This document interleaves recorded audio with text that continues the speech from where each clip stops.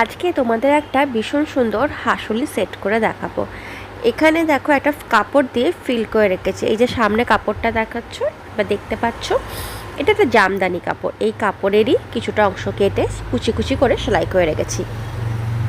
একটা ডলি সুতোকে কিছু পেঁচিয়ে নেব, নিয়ে এই যে হাসুলিটা আছে তার মধ্যে পেঁচিয়ে পেঁচিয়ে পেঁচিয়ে হাসুলিটাকে পুরো কভার করে দেবো।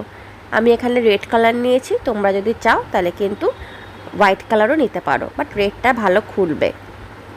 প্রথমে ডলি সুতোটাকে আমি খুলে নিয়েছি এবং সুতোটাকে খুলে নেবার পর তারপর আমি কয়েকটা প্যাঁচ দিয়ে তারপর আমি এটাকে পেঁচাতে শুরু করেছি।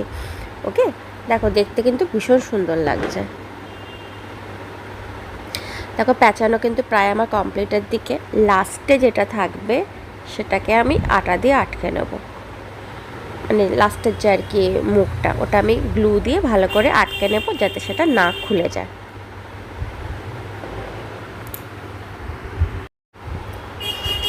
পেঁচানো প্রায় কমপ্লিট। আচ্ছা, তোমরা অনেকেই বলেছিলে যে দিদি তুমি কোথায় তোমার গয়না সেল করো। একটা তো আগের দিন আমি বলেইছি, আগের ভিডিওতে পেজের নাম দেওয়াই আছে, যেখানে আমি পেজের নাম দিয়ে দিয়েছি সুকান্যাস রাঙা জুয়েলারি। এখানে আমি শুধুমাত্র গয়না শেখাই এবং আমার আরেকখানা চ্যানেল আছে, ওটাও সুকান্যাস রাঙা জুয়েলারি। ওখানে আমি কিন্তু গয়না সেলও করি।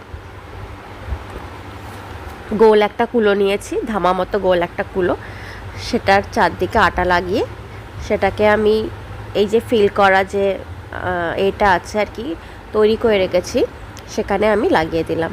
ব্যাক সাইডে লাগাবো আর ফ্রন্ট সাইডে একটা গোল রেড কালারের চাকতি, ঠিক আছে, এটা বড় রেড কালারের চাকতি আমি লাগিয়ে দেব। আর এই সব কিছু সেলাই করে নেব হচ্ছে এই লাল যে হাসুলিটা আছে ঠিক তার মাঝখানে। ঠিক আছে, আমি কিন্তু স্টিচ করেছি, প্রথমে গ্লু দিয়ে আটকে নিয়েছি, তারপর কিন্তু ভালো করে স্টিচ করেছি যাতে যে গলায় পরবে তার পুরো সেট হয়ে থাকে, খুব সুন্দরভাবে সেট হয়ে থাকে, সেভাবেই কিন্তু আমার করা। এক্সট্রা সুতোটাকে আমি কেটে দেবো, তারপর যে সুতোটা থাকবে যাতে সেটা এদিক ওদিক না হয় গ্লু দিয়ে সেট করে দেবো। সুতোটা দেখলে আমি এখানে কাঁথা সেলাই করে যে সুতো সেটা ইউজ করেছি। খুব সরু সুতো যদি ইউজ করি ছিঁড়ে যাওয়ার ভয় থাকে।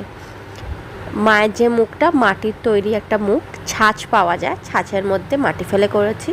যখন সময় থাকে না ছাঁচের মধ্যে ক্লে ফেলে করি।